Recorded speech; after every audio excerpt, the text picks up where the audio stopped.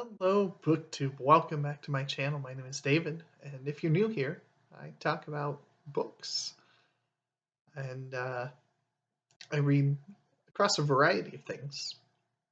But my recent comfort has been in science fiction. Today we have a tag for Tag Tuesday, and this is the book acquiring tag, which I think some people have been taking with some level of accusation towards their buying habits and collecting habits. So let's just dive right in. We've got 11 prompts to go through, and let's see if we can actually get this done in about 11 minutes.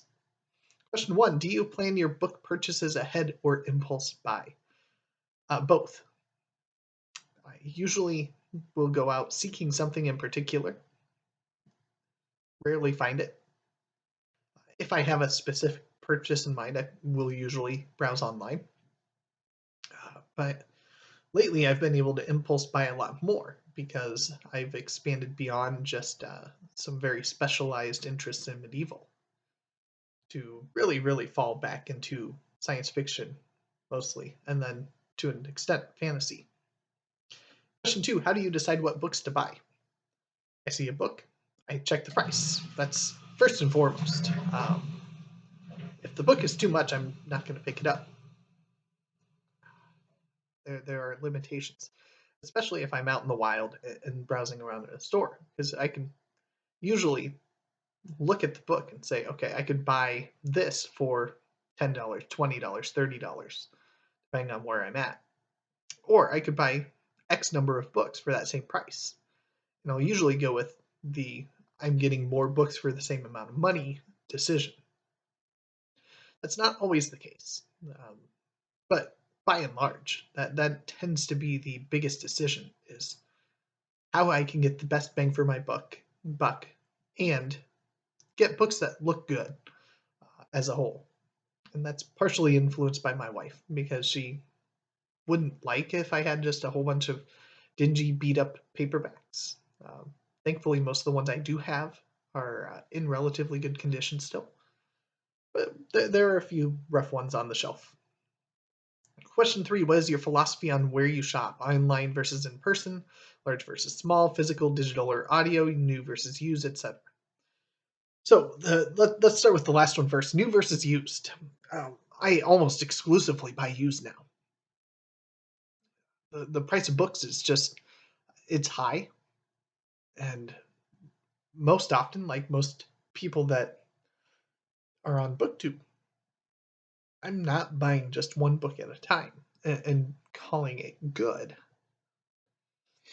So if I'm wanting to make multiple purchases to have multiple possibilities getting added to my library, I want to be able to get more for my mileage. And anybody that's gone into a Barnes & Noble, and this has been brought up multiple times, you walk into a Barnes & Noble or whatever your current new bookstore in the area happens to be, prices are outrageous. A hardcover, if you're lucky, is only going to be 30. Oftentimes they're closer to 40 now, and that's for one book. It's got to be a book that I really love by an author I really love, aka probably just Tolkien, for me to shell out that kind of money on just one book. Next we have physical, digital, or audio. I don't buy anything but physical. There was a short span of time where I bought digital. The only time I pick up an audio book is if I have free credits from Audible. Otherwise, I do a lot of audio books through Libby and Overdrive through my libraries. So I spend nothing on those. I have a catalog of 100-ish ebooks that I got, most of them for free, years and years ago. Back when when the e-reader fad was very new, and I jumped on board quickly, and lots of things were being given away. But I will exclusively buy physical now because I want to have the book. Large versus small. Am I shopping in a large store versus a small store? I'll go to either of them. I prefer going to a small, but sometimes you have to go to a large just to be able to find what it is that you're looking for. But yeah, when I can, I try to get to the smaller bookstores to give them the support. And then online versus in person, uh, always in person unless I have something specific in mind, or if I'm looking on something like eBay for just a big batch at a cheap cost. Otherwise, almost always, I prefer to go in person and just browse, and who knows what you'll come across. Question 4, what about little free libraries? What do you think about them? Have you used one? Why or why not? I love the thought of them. I rarely come across anything in them that is going to call to me. Case in point, this weekend I went out with a stack of books to go put into some little free libraries. I made it to 2 of them here in the area. One was just an absolute disaster, not maintained at all, just stuff stacked, overflowing, spiders inside of it, like no care being taken at all. So I tidied it up, restacked the books, kind of made it more presentable, and left some books in there. But there wasn't a single book that called to me. Went to the other one; it was packed full, a little better organized, mostly kids' books. Grabbed a couple for my son, left a couple books in there myself, and but didn't walk away with anything from there either. Now, granted, in that second one, they had 2 books that I would have been interested in if I didn't already have both of those books. So um, I rarely have good luck with them, but that's not to say that I don't have the impulse to stop and look at them whenever it happens to be convenient to do so. Question 5, how do you feel about after acquiring a book? It's great. It's a great feeling. Do you share like in a book haul or a diary? Yes, I actually do share in book hauls. There was a while where we stopped having them, and now we're back to doing that again. And I just happened to recently be at a library where they had a book sale, and walked out with a couple of books. So we're going to do a little book haul right here. So forget my original plan on the time. We're going to talk about the 6 books I got from the library plus one other I did order online at a really, really good price. So we'll start with the one that started the library browsing. The library had 2 for 1 on their books. Hardcovers $1, paperbacks 25 cents. And my quick browsing, this caught my eye. Agincourt by Bernard Cornwell. Agincourt is one of the 2 battles in England history that really, really fascinate me. And Bernard Cornwell is an established author that I enjoy. So I absolutely had to pick this up. I mean, this is brand new hardcover. Still has the bargain price sticker fading off of there. So I started looking around because, 2 for 1. I have to try to find another book. And so I looked and looked and looked and looked. And eventually, I believe the next one that caught my eye was this by Greg Bear. So this is Hull 03. So it seemed like a fascinating book. What is your origin and what is your occupation? I think this over. I'm a teacher. Others came this way and I'd like to join them. Are you part of ship control? I don't think so. No, I say. You're in the outer regions of Hull 01. It is not safe here. I've never read anything by Greg Bear, but I know the name and that he's a pretty well-established author in the genre. Obviously, best-selling author. He's won awards. So I was interested in reading Greg Bear. And right next to that, I saw another established author whose name I recognized, who I haven't read anything by. So I was immediately interested. That was Ben Bova. This is New Frontiers, a collection of tales about the past, present, and the future. So, short stories. 6-time Hugo Award winner, Ben Bova here. And that left me yet again with a predicament. Okay, I've got 3. That's an odd number. What else is on there? They had a lot that were categorized science fiction and fantasy. And then I was looking. And the next one I found was When the Great Days Come by Gardner Dozios. So a Hugo and Nebula Award winner. This is some short stories again. Calls to me. I was like, okay, I want this, but that didn't solve my predicament. Now I need to find another paperback and another hardcover. So I decided on The January Dancer by Michael Flynn for the hardcover. This is a sci-fi essential book here, so it's got to be good. Michael Flynn, winner of the Robert A. Heinlein Award. This is a Hugo Award finalist for Best Novel for Iffelheim, which is one of his previous books, so it sounded like an interesting premise. And then after a lot more looking at the paperbacks, I landed on The Human Front Plus. So this is a PM Press Outspoken Authors. This is number 10 in that. So this is by Ken MacLeod. Says that he was one of the brightest and most progressive of Britain's hard science fiction stars who navigate exciting new futures to the delight of legions of fans around the world. And so I started looking at this, and it wasn't really necessarily so much him as seeing, okay, there's a list of these other essentials, these outspoken authors. We've got Kim Stanley Robinson, we've got Michael Moorcock, Ursula Le Guin, Cory Doctorow, all authors that I recognize. And this has got a couple different novellas in here. A novella, a short story, and then an interview.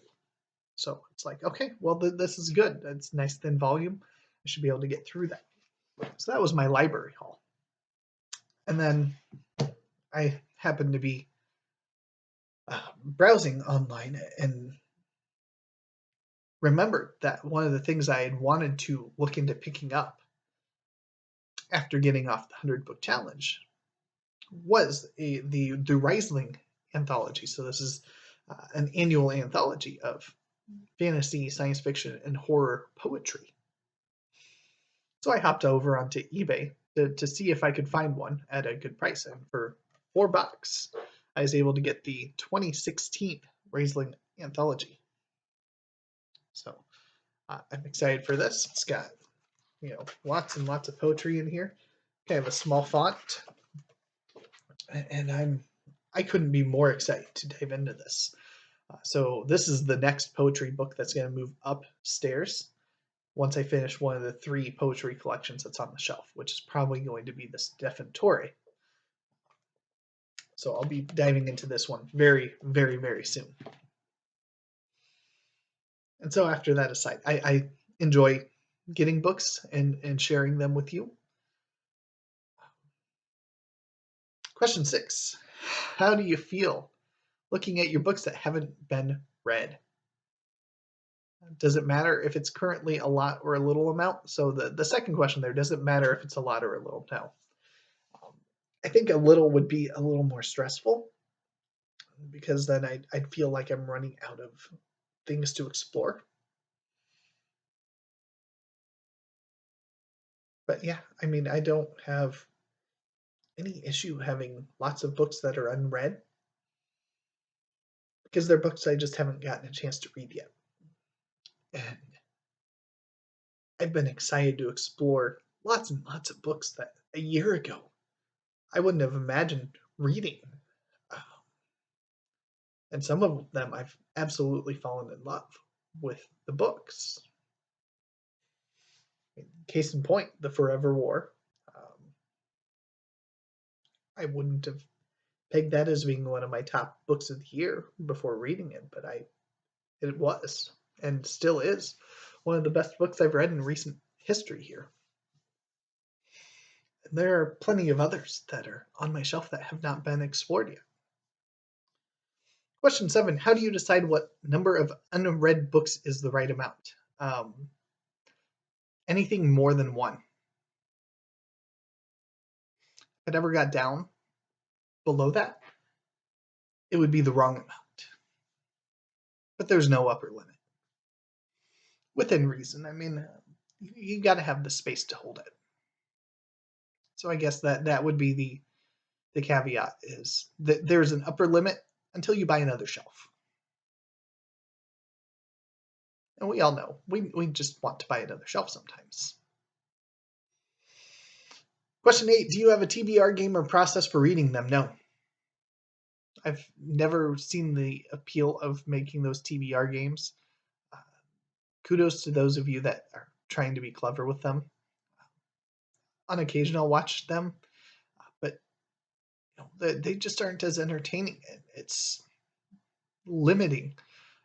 I even tried doing the Reddit bingo last year and fell far short on that. Because after a while, you just want to have the freedom to explore.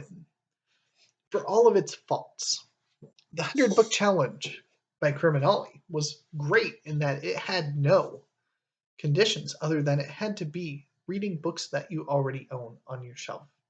That was the one and only caveat. And that left so much freedom from book one all the way until the end to go through and just grab whatever calls to you and pick it up and read it. And that's far more important than any TBR making, any TBR games. So yeah, no, there's no games. Question 9, do you have a book buying problem? No. This stack here is not saying that I have a problem. I can stop at any time. I think that's the answer that most people give on this. They get all defensive. No, I can stop at any time. There's no problem here. We all get that joy out of buying the books. And that was the problem with that 100 book challenge and why most people are like, I would never be able to do that. Because it is exciting to get that new book and to see it as a possibility and to be able to look at the shelf and say, someday I'm going to get to you.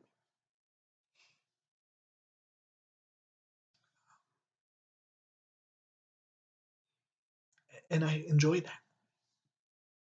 But I probably will, at some point in time in the future, put myself on yet another stretch of not buying books just to make more headway through my shelves, because that was a really enjoyable experience as well. Question 10.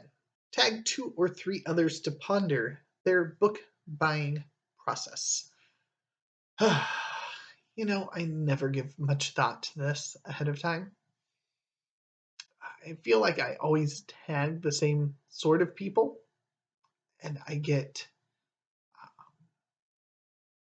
so I'm gonna tag 2 people, and these are the 2 channels I gave a shout out to just I believe last week. So I'm going to tag Poetry Crone, who is a wonderful channel dedicated to poetry. I would love to hear her thoughts on book acquisitions, how she decides what poetry collections to pick up, and things of that nature. And I'm going to tag Rachel from RK Stumbling Bear, who is just still one of my absolute favorite channels to watch. And then we'll tag one more, and we'll tag Pax Panic. I don't think Pax has done this yet. If you have, my apologies, Pax, but consider yourself tagged in this as well if you have not been yet. And then prompt number 11 to wrap this up. Know you are awesome just as you are. Being a book lover is amazing, and I can't help but agree with that sentiment. So thank you for joining me on this Tag Tuesday and the surprise little book haul in there.